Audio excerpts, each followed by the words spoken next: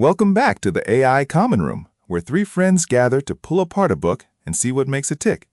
Today, we're diving into L.M. Montgomery's lesser-known gem, The Blue Castle, a novel. Albert, Isaac, glad to have you. What's your immediate gut reaction to this book? Oh, Aristo. It's just a breath of fresh air, a defiant little spark in a very dusty room. I loved Valancy. Her journey is just so satisfying. Satisfying? I found it surprisingly brutal, actually.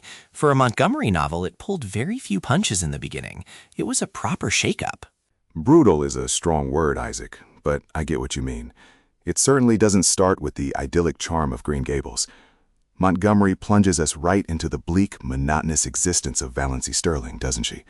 At 29, an old maid in Deerwood, completely stifled by her family. Stifled is an understatement. The opening chapters, those descriptions of her room, her family, the picnic she's dreading, it's a masterpiece of portraying quiet desperation.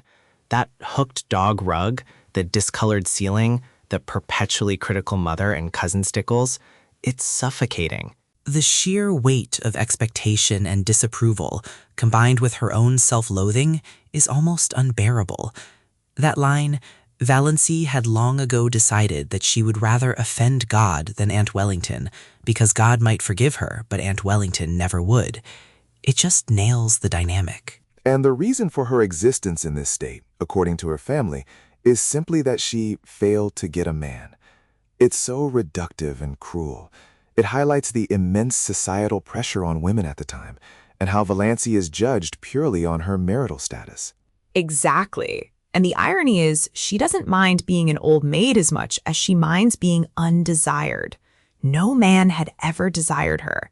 That's the real sting. That feeling of being completely overlooked, invisible. It's not just that she's overlooked, she's actively put down. Her mother, Mrs. Frederick, constantly berates her, and cousin Stickles whines endlessly. They deny her any agency, any beauty, any worth. Remember the scene where her mother refuses to call her Valancy, insisting on Doss? Oh, that was a pivotal moment for me. Doss, what is the matter with Doss? And Valancy, timidly. It seems so childish. Mrs. Frederick's response. Well, it should suit you then. You are childish enough in all conscience, my dear child. It's a verbal jab, an instant dismissal of her identity. And her mother's pride in having married at 20, while Valancy is 29. I wouldn't proclaim it from the housetops if I were you, dear. The constant comparison and humiliation. It's no wonder Valancy retreats into her blue castle in Spain. That blue castle, though, it's fascinating. It's her only refuge, a vibrant inner world where she can be desired, adventurous, beautiful. But even that is tainted by reality, isn't it? Her ideal lovers evolve, but always she's never older than 25 in her castle. And then, on her 29th birthday, the Blue Castle's key goes missing. Reality bites. The rain, the dreaded picnic she saved from, but still the impending sense of dread. It's the perfect setup for what's about to happen. That initial feeling of relief about the picnic, but then it quickly devolves back into the usual misery. And then the decision to see Dr. Trent, which is itself an act of rebellion, however small. She's going against the Stirling Code, refusing Dr. Marsh, their approved related physician. It's her first real act of defiance, isn't it? Going to Dr. Trent, a Presbyterian no less, and an outspoken, absent-minded old fellow who once told Cousin Gladys her neuritis was imaginary. It shows a nascent glimmer of her true self before the bomb drops. And the book that gives her the final push? John Foster's Magic of Wings. That line, fear is the original sin. Almost all the evil in the world has its origin in the fact that someone is afraid of something. It is a cold, slimy serpent coiling about you. It is horrible to live with fear, and it is of all things degrading. Oh, that quote. It's so powerful. It resonates with Valancy's entire existence. She's been living in fear her whole life. Fear of her mother's sulks, Uncle Benjamin's will, Aunt Wellington's contempt. It's her personal motto, even if she doesn't know it yet. And then she goes to Dr. Trent, only for him to be called away by a family emergency with his son. Valancy's humiliation, her feeling of insignificance, that she's not even important enough to be a patient. It's just another blow in a lifetime of them. But Mrs. Patterson, the housekeeper, tells her what happened, and that detail, the accident involving Dr. Trent's son, is so crucial because it justifies his abrupt departure and indirectly confirms that Valancy wasn't just imagined or dismissed. It eases her humiliation a little. But then she takes the shortcut through Lover's Lane, and that's another moment of brutal honesty for her. Seeing the happy couples, the girls gossiping, she feels even more colorless and skinny and insignificant. And then she sees Barney Snaith. Barney Snaith, the notorious, disreputable outlaw of Deerwood. Every rumor under the sun is attributed to him: escaped convict, murderer, infidel, forger. And Valancy, against all her upbringing, thinks nobody with a smile like that could be bad, no matter what he had done. That's another turning point. Her instincts, her intuition, are starting to override the ingrained prejudices of the Stirling clan. And that's when her Prince of the Blue Castle shifts from an ascetic ideal to someone with reddish, tawny hair, a twisted smile, and a mysterious past, clearly reflecting Barney. I love that. Her subconscious is already rewriting her inner world to include this intriguing figure, even before she knows the truth about him. It's like her true self is emerging, piece by piece. But then she gets home, back to the niggling gossip and the interminable black stockings and the Redfern's liniment. It's the stark contrast between her burgeoning inner freedom and her external prison. And then the letter. Oh, the letter. From Dr. Trent, telling her she has angina pectoris, complicated with an aneurysm, and is in the last stages. She has a year, maybe less, to live. The sheer, audacious shock of it. Everything she's ever known, ever feared, suddenly evaporates. She's going to die. It's terrifying, but also, paradoxically, utterly liberating. She's not afraid of death, she realizes. That's the key, isn't it? She who had been afraid of almost everything in life was not afraid of death. The fear of death is less than the fear of her family's judgment or the endless, pointless future they had mapped out for her. It's a complete inversion of her previous existence. Her thinking in bed that night is so profound. Why had she been afraid of things? Because of life. She realizes all her fears stemmed from her perceived need to survive, to endure, to avoid poverty or social disgrace.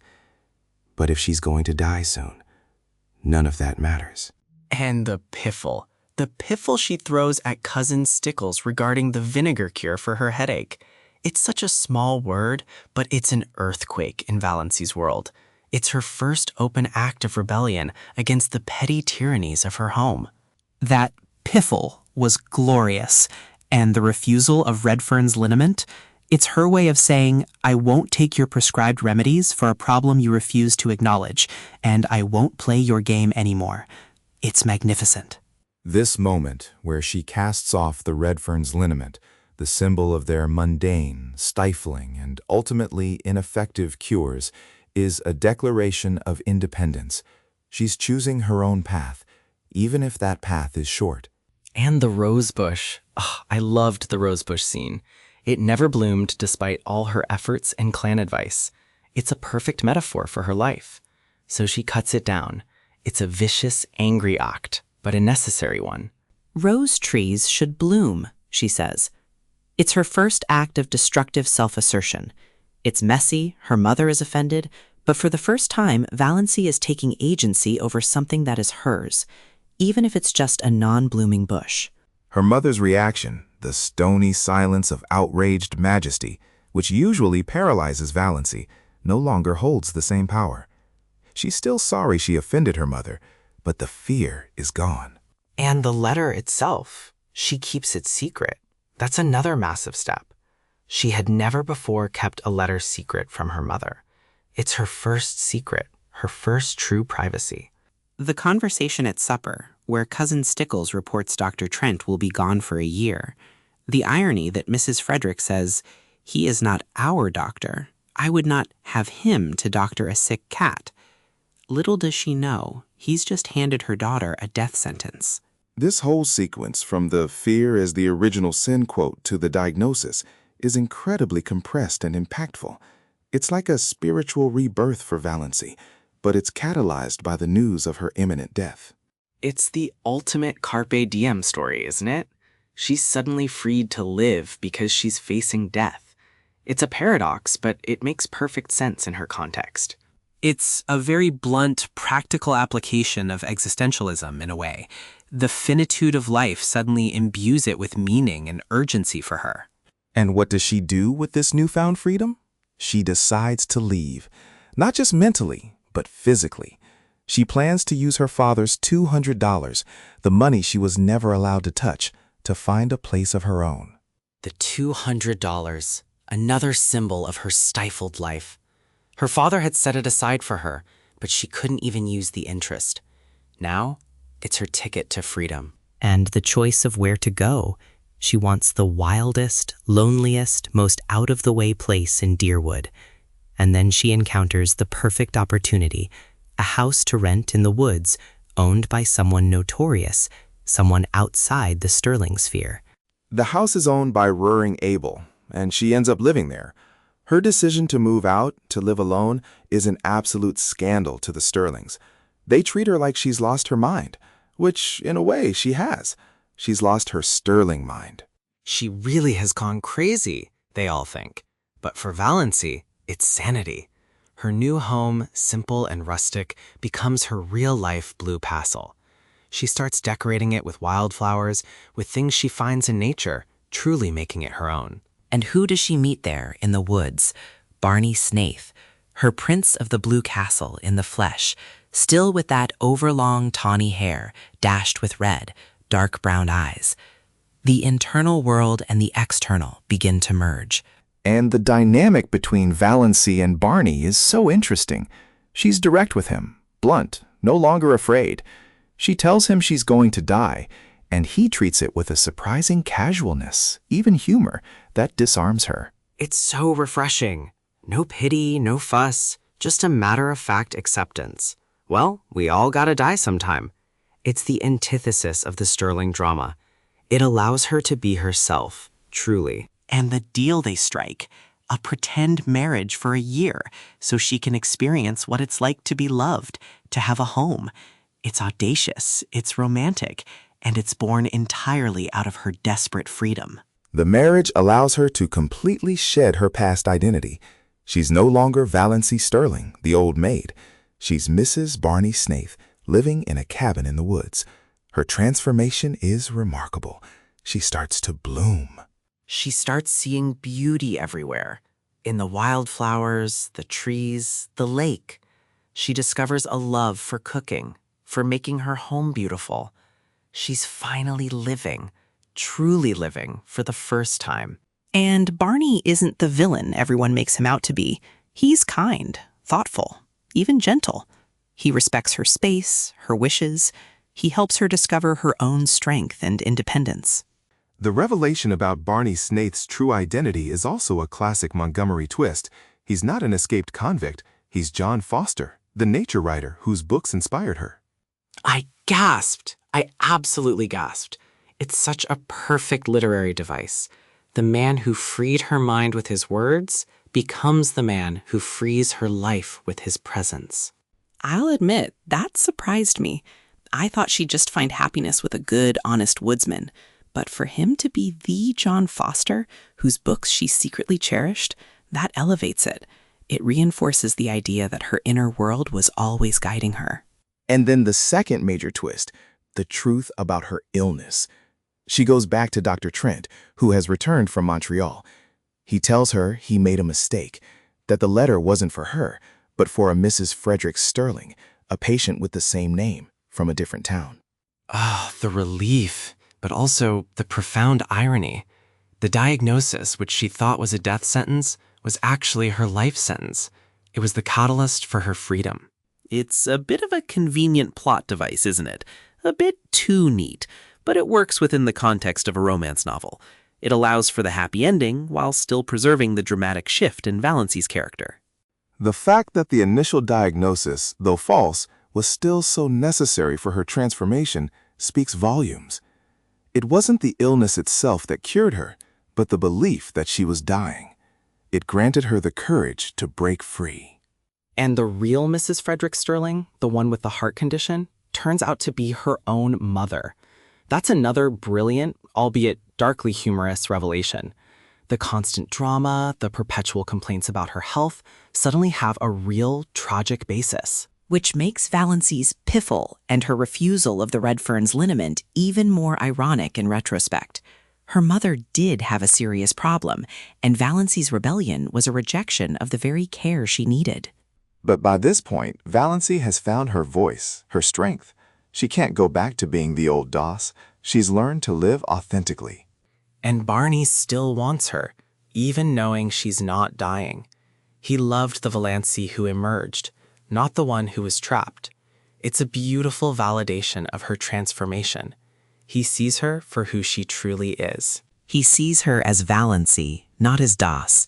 He sees the beauty and strength she's cultivated. Let's delve into the theme of escape, because Valancy escapes in so many ways. First, into her blue castle, then from her family's physical and emotional prison, and finally, even from the societal expectations of what a woman her age should be doing. And the contrast with other Montgomery heroines is interesting. Anne Shirley, for example, is imaginative and spirited from the start, but Valancy is literally beaten down for decades. Her spirit is a quiet rebellion, simmering for years until it explodes. It's a different kind of strength, too. Anne's is outward, a force of nature. Valancy's is inward, a slow burn of resilience that finally ignites. The motif of ugliness and beauty is also very strong throughout the book. Her ugly room, her insignificant appearance, the hideous hooked rug. And then, in her blue castle, everything is beautiful. Her new home in the woods, though simple, becomes beautiful to her. And her own beauty begins to emerge as her spirit awakens.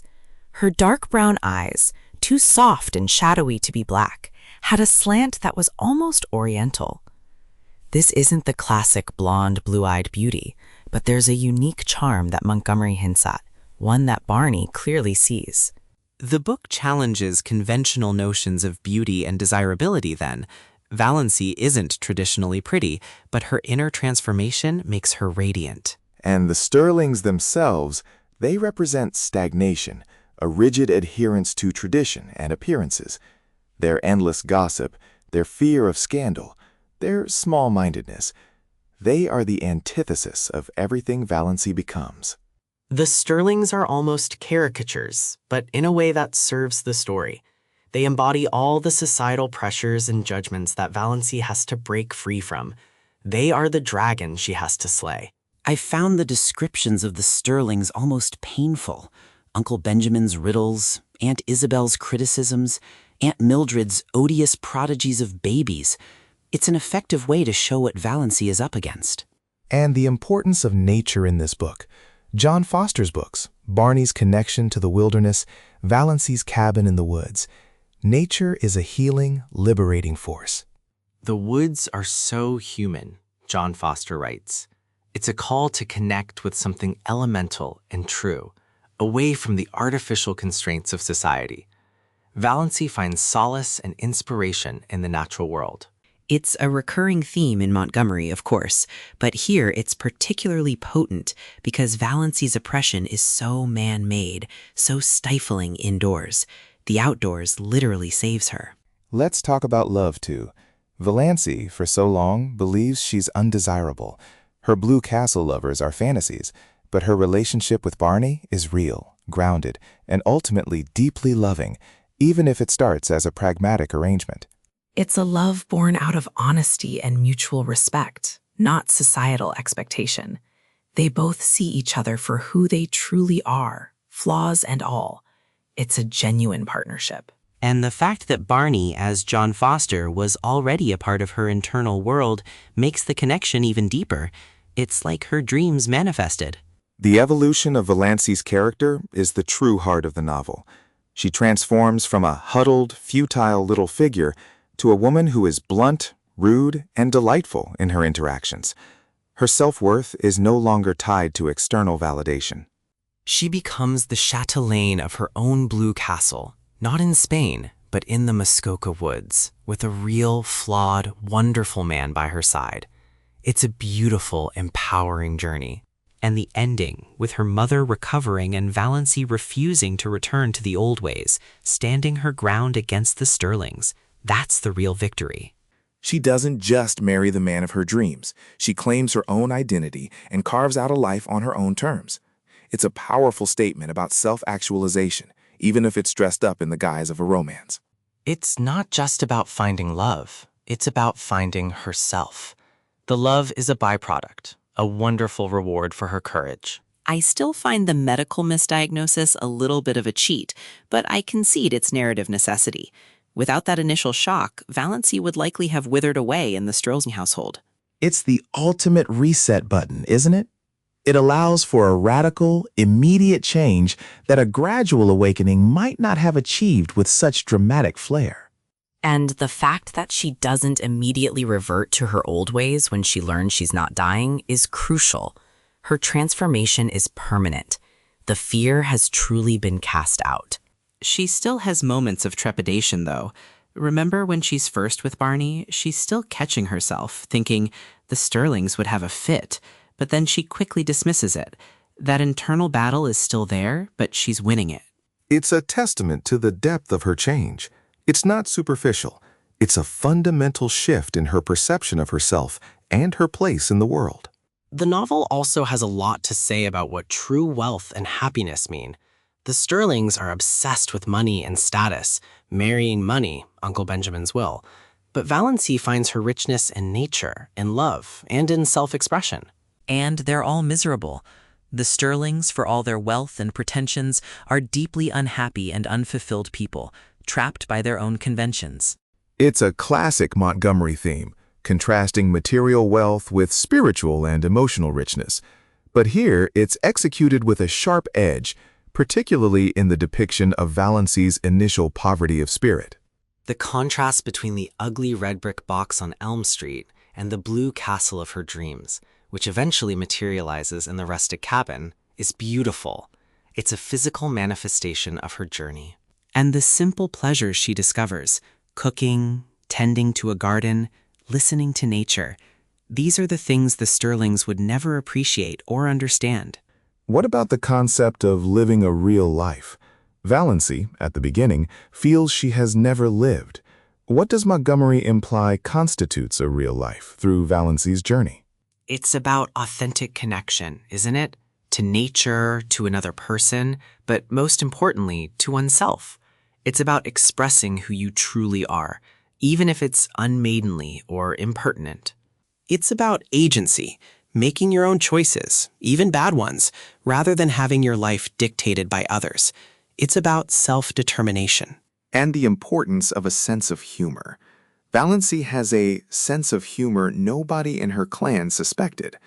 This is crucial because it allows her to internally critique her family, to see the absurdity of their behavior, even when she can't openly defy them. That inner humor is her secret weapon, her quiet resistance. It's the spark that keeps her alive, even when everything else is trying to extinguish her. It makes her relatable and gives us hope for her. It's a coping mechanism, but also a sign of an active, intelligent mind that refuses to be completely crushed. The dragon, as she internally calls her mother, is a formidable antagonist. Her mother's sulks, her criticisms, her utter lack of empathy. She's a masterpiece of a suffocating parent figure. And Cousin Stickles, the whiny, complaining echo of Mrs. Frederick. They form a perfect, miserable duo of oppression. It's like a two-headed monster Valancy has to escape. The descriptions of their conversations, the eternal, niggling gossip of the clan, the interminable black stockings, it's so repetitive, so soul-crushing.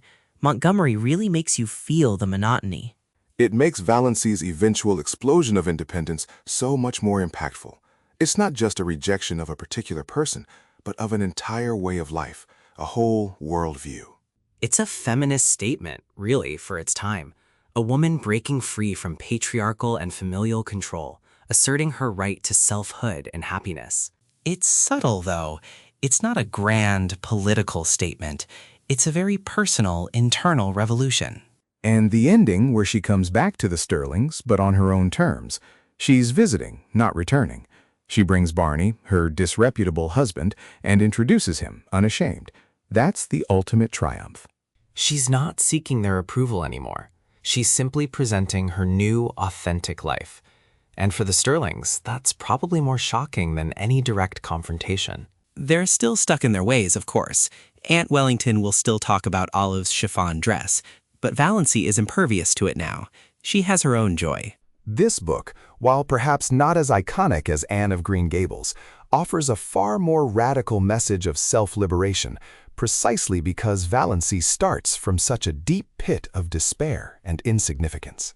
It's a testament to the power of the human spirit, that even in the most suffocating circumstances, a spark of hope and defiance can ignite, and that sometimes it takes a brush with death to truly live. I still find some of the coincidences a stretch, but the emotional truth of Valancy's journey carries the story. It's a strong argument for embracing authenticity. So, as we wrap up our discussion on The Blue Castle, I'm left thinking about how Valancy's supposed death sentence became her life's true beginning. It's a powerful reminder that sometimes what seems like the worst news can lead to the greatest freedom. Absolutely. And the courage to embrace that freedom, even when the world tells you you're crazy, is inspiring. I mean, the mere act of telling her mother piffle was revolutionary. It was, and the lesson is clear. Don't wait for a death sentence to start living authentically, though it seems Valancy needed that external push. Indeed. For our listeners out there who have also read The Blue Castle, we'd love to know, what was the most surprising moment for you in Valancy's transformation? Was it a specific quote, a defiant act, or one of the big reveals? Let us know in the comments. And if you've enjoyed hearing us ramble on about this wonderful book, make sure you hit that subscribe button. It's completely free, and it means you'll never miss another one of our literary deep dives. Plus, it means you're part of our own little non-Stirling book-loving clan. Don't just listen, engage. It makes the discussion better. Until next time, keep reading, keep thinking, and keep finding your own blue castles. Goodbye.